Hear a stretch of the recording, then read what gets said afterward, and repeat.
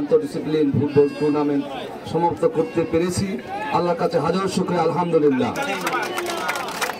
তাহলে এই পরিবর্তিত পরিস্থিতিতে আমি বারবার এই কথাটা বলি, আমরা যখন সব বিশ্ববিদ্যালয়ের একটা ঢামারোল বিশ্ববিদ্যালয়ের ক্লাস সব দিক কিন্তু খুলনা বিশ্ববিদ্যালয়ের ছাত্রছাত্রীদের সহযোগিতা আমরা সত্যিকার অর্থে আমরা একাডেমিক কাজের পাশাপাশি এই একটা বড় একটা টুর্নামেন্ট, এটা অবশ্যই অনেক বড় টুর্নামেন্ট, 29টা ডিসিপ্লিন পার্টিসিপেট করেছে।